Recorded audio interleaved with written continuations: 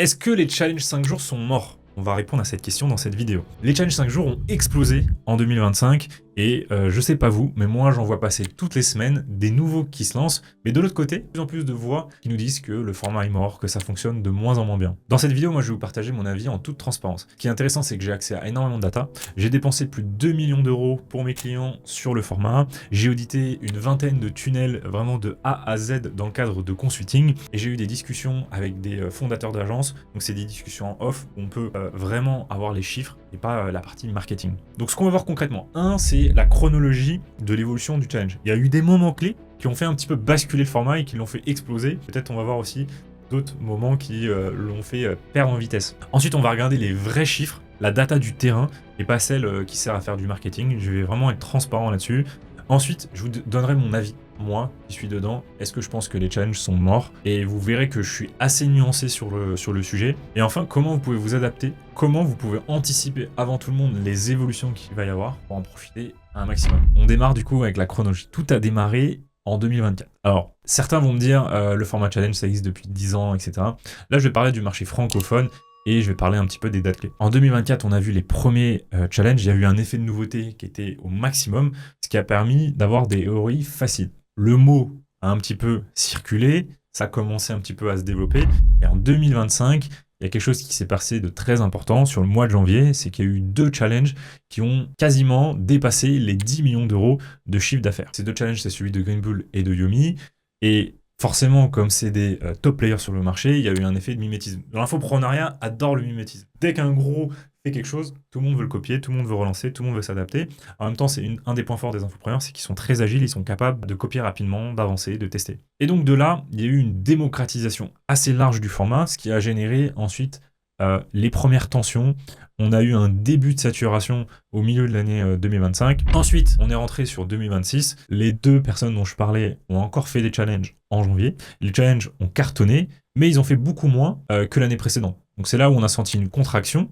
On verra après, j'expliquerai ce qui explique cette contraction. Et en parallèle de ça, il y a beaucoup d'infopreneurs qui ont vu que leur marché se durcissait et ils ont entendu parler de tous les énormes scores qu'il y avait eu en 2025, plus en 2026, et qui se sont dit, bon, allez, je vais aller dedans. Moi aussi, j'ai envie de faire des gros scores, en se disant un petit peu que le challenge était le tunnel miracle. Et ce qui nous amène à maintenant, milieu 2026, c'est qu'il y a 3 facteurs qui changent tout. Et ce que vous allez voir, c'est qu'ils ne dépendent pas tous du challenge. Le premier, c'est les coûts méta qui sont en forte hausse. Ça, pas lié au challenge, au format challenge en tant que tel, mais les coûts publicitaires augmentent. Sauf que sur la plupart des acteurs, 80% du trafic vient de méta. Là, aujourd'hui, on voit que sur du make money, moi j'appelle compétitif, on est sur des CPL à 35 euros. Il y a encore un an, ça n'avait rien à voir. Si on était à 20 euros, c'était déjà un petit peu élevé. Donc forcément, ça multiplie de manière très significative les coûts d'acquisition. Et le deuxième point, c'est que le marché global, il évolue. On voit que c'est de plus en plus compliqué, c'est multifactoriel, il y a plus de scepticisme, il y a beaucoup plus de compétition, etc. etc. Donc, l'impact, il est sur tous les tunnels. On voit une évolution où c'est plus compliqué. Ça ne veut pas dire que le marché global de l'infopreneur a baissé. Je pense qu'il y a eu significativement beaucoup plus de personnes, significativement beaucoup plus d'efforts qui ont été déployés pour un incrément qui n'est pas corrélé à cela, contrairement aux périodes d'avant. Et enfin, le troisième point, là qui est plus lié au challenge, c'est que le format il a été surexploité. Quand un format est surexploité, c'est comme sur la création de contenu, quand il y a une nouvelle trend qui marche, tout le monde se met à la mettre en place, l'œil se fatigue, le format marche moins bien. Alors, là, je suis pas aussi catégorique que sur une trend. Je pense que c'est un format qui est fait pour durer très longtemps sur le marché. Par contre, ce qu'on a perdu, c'est l'effet de surprise. L'effet de surprise, il a disparu. C'est-à-dire qu'au début, c'était tout neuf. Là, maintenant, les gens, quand ils viennent à un challenge, ils savent à quoi s'attendre. Donc, on a perdu cet effet-là par rapport à début 2024 ou 2025. Alors, pourquoi certains disent que le tunnel est mort? Moi, je pense que le point clé, c'est qu'il y a eu des attentes irréalistes à 2 niveaux. Au niveau du ROS, qui n'en sont pas vraiment, parce que j'ai l'impression qu'on n'a pas tous la même définition de calculer un ROS. Et le deuxième point, c'est les méga lancements qui ont biaisé la perception de pas mal de personnes. Alors, les ROS, beaucoup de gens communiquent sur des ROS à x10. En réalité, ça n'existe pas. Alors, quand je dis ça n'existe pas, c'est qu'il y a peut-être quelques exceptions, mais c'est vraiment des cas rares. Et faites-moi confiance, j'ai vraiment, via mon réseau, accès à de la donnée sur un énorme volume de challenge. Là, en 2026, des ROS à 10, ça n'existe pas. Moi, le piège que je vois le plus souvent, c'est que les gens vont mélanger le trafic payant et l'organique. ROS, ça veut dire quoi? Return on Ad Spend. C'est j'ai mis 1 euro en pub et j'ai généré, par exemple, 5 euros chiffre d'affaires. mon ROS est de 5. Je vais juste découper un peu les chiffres. Si par exemple, j'ai mis 100 000 euros en pub et que je fais 1 million de chiffre d'affaires. En gros, sur le marché, les gens vont dire, bah voilà, moi j'ai un ROS à 10. Bon, en réalité, la plupart du temps, 1 million d'euros TTC. Donc, il faut repasser à la louche à 800. Mais le truc, c'est que sur ces 800, la plupart du temps, tout ne vient pas de la publicité. Si je fais très simple, ça va peut-être être 400, 500 qui viennent de la publicité, peut-être 300 qui viennent de l'organique, de l'affiliation, etc., etc. Donc, en réalité, un ROS qu'on pouvait afficher là comme ça en disant, ben, on a fait x10, en réalité, le vrai ROS, il est peut-être à 4 ou à 5. Et c'est là, en fait, le point clé. Et un ROS à 4,5, c'est excellent. Mais c'est ça qui crée des perceptions en fait, limitées. Parce que quand les gens vont communiquer, ils vont dire ah, voilà, nous, on a mis 100 000 euros, on a fait 1 million, voilà, on est super content, ROS à 10, ça scale fort. Et donc, du coup, si on met 200 000 euros, pas 2 millions, mais on fera 1,8 million. Sauf qu'en réalité, en multipliant le budget, on va multiplier, pour mon exemple, que les 400 000, mais pas le reste. L'organique, il va pas être multiplié par 2. Ouais, ça crée pas mal de confusion. Et moi, je peux vous dire les vrais ROS que j'ai vus via mes clients, via les audits ou via mes confrères ou les fondateurs d'autres agences, c'est que en réalité, ça va de un ROS de 1, c'est-à-dire qu'on est juste à l'équilibre, à des ROS à 4, 5. Et 5, c'est vraiment les top players. Voilà. Honnêtement, ça, c'est les vrais chiffres du marché. Donc ça, c'est sur les ROS. Ensuite, il y a eu les méga lancements. Il y a eu les méga lancements qui ont été assez médiatisés, on va dire, puisqu'ils ont été repris par beaucoup de personnes, vu que ce sont des figures importantes, donc du coup beaucoup de vidéos YouTube autour de ça, le mot a circulé, dans les masterminds on parle que de ça, etc., etc. Sauf que, en fait, ces personnes-là, elles ont fait un challenge par an. Et elles ne faisaient pas forcément d'événements de manière très régulière. Ce qui fait que, en fait, tu as des années d'audience qui ont été construites, qui ont été activées sur un événement. En fait, c'est 10 ans de création de contenu qui ont été compactés sur une semaine d'animation commerciale. Aussi, voilà, il y a des bases email qui sont énormes. Et sur ces profils-là aussi, quand il n'y a pas beaucoup d'activation, quand Yomi il fait un événement par an, quand il va faire de la pub, elle va en grande partie juste aller faire du retargeting des gens qui le suivent. Et dernier point, c'est que sur des brands aussi importantes, les CPL n'ont rien à voir avec quelqu'un d'inconnu. C'est-à-dire que même quelqu'un qui n'est pas forcément spécialement fan de Yomi va avoir tendance à plus regarder ses publicités et à cliquer et avoir confiance parce qu'il l'a vu, parce qu'il sait quand même que c'est quelqu'un d'établi sans même forcément trouver que c'est le meilleur ou quoi.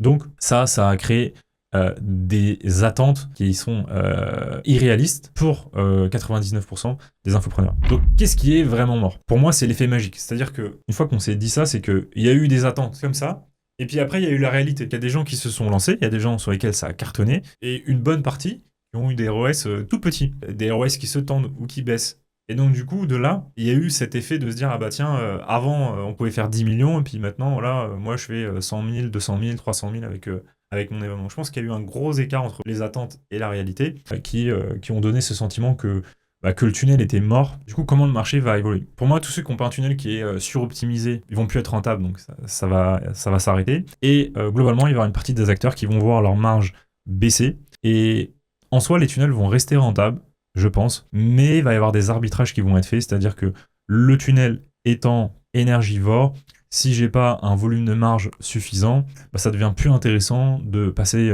autant de temps à préparer et à animer ce type d'événement.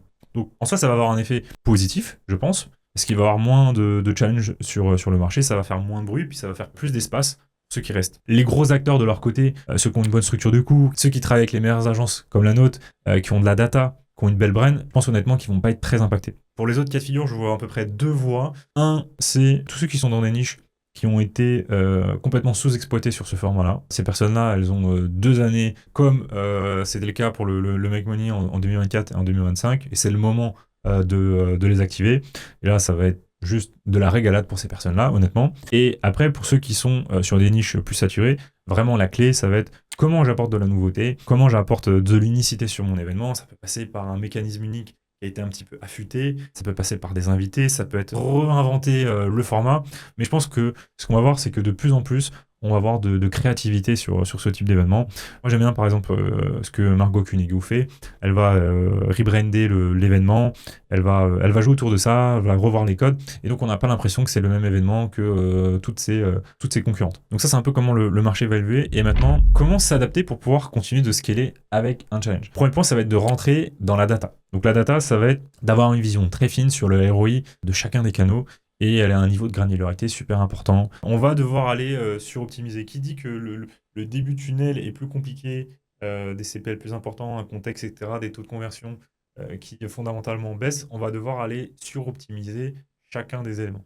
Pour ça, il va falloir mettre en place des trackers, de la data, comparer les éléments. C'est là où faire appel à une agence comme nous, c'est super intéressant. Nous, on a tous nos clients, plus on a notre réseau, on voit les évolutions, c'est où est-ce qu'il faut mettre le curseur. Ça, c'est vraiment un point. Deuxième point, ça va être avoir une vision un peu plus autour de la profitabilité. Arrêter de communiquer sur des gros montants, etc.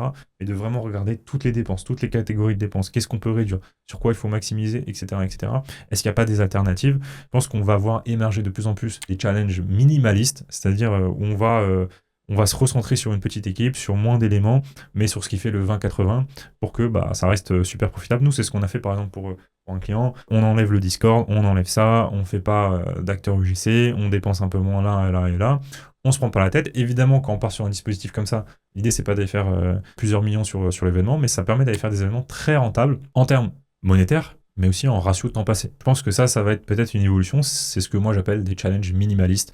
Et on verra si c'est le cas. Troisième point, c'est renouveler le format pour contrer la fatigue. Si dans les prochains mois, vous gardez exactement la même structure, les 400 slides jour par jour, etc., je pense que ça va être compliqué. Premier point, par rapport à ça, l'idée, ça va être plus d'interaction, de réduire le nombre de slides, d'avoir plus d'authenticité, et puis de tenter à chaque événement d'innover sur le format, de rajouter des éléments, voir si ça marche, etc. C'est ce qui va permettre de ne pas fatiguer les audiences. Donc, pour conclure, non, les challenges 5 jours ne sont pas morts. Je sais que peut-être certains diront que c'est parce que j'ai une agence sur les challenges, mais je pense que la data nous montre que c'est pas le cas. Encore sur Q2, on a fait des challenges avec des très beaux scores, des très beaux ROS, donc je sais que c'est pas le cas. Par contre, on a un contexte macro, et ça, il faut en avoir conscience, il y a plus de scepticisme sur le marché, ce qui est une tendance de fond. Donc on a un scepticisme de marché qui va faire qu'augmenter, mais ce qu'il ne faut pas oublier, c'est que c'est précisément ce scepticisme qui a permis de faire émerger le challenge. Tout ce qu'on pourrait dire un petit peu sur le format challenge qui fait baisser sa profitabilité, les autres tunnels sont encore plus affectés finalement. Parce que en fait, le challenge, c'est 5 jours de présence, c'est des exercices, c'est une communauté, donc c'est finalement le format qui permet le plus de convertir du trafic froid en trafic chaud et qui va devenir client. En synthèse, ce que je pense, c'est que le challenge, c'est mort pour les amateurs. Voilà, je dis les termes. Par contre, pour tous ceux qui sont pros et qui mettent les moyens sur chacune des étapes, qui mettent une logique data sur l'intégralité du tunnel, qui regardent bien la partie finance, qui bossent bien la brain, qui gèrent un bon delivery, ce qui permet d'avoir de la social proof sur YouTube, sur Trustpilot, etc. Ça va continuer de marcher et ça sera même le format le plus rentable dans un contexte où les autres vont être encore plus affectés. J'espère que vous avez kiffé cette vidéo. Si vous êtes d'accord ou si vous n'êtes pas d'accord, n'hésitez pas à le mettre en commentaire, qu'on fasse un petit débat. Est-ce que le challenge est mort ou pas? J'aime bien avoir des avis différents, des expériences différentes. C'est toujours intéressant, ça permet de prendre plus de recul sur le sujet. Si vous avez envie de scaler fort avec un challenge, écrivez-moi sur Instagram et on en discute. Et enfin, je vais faire toute une série de vidéos autour des challenges, des trends dans l'infoprenariat, sur les ads, sur les webinaires. Si c'est des sujets qui vous intéressent, abonnez-vous et regardez les vidéos sur ma chaîne. À très vite.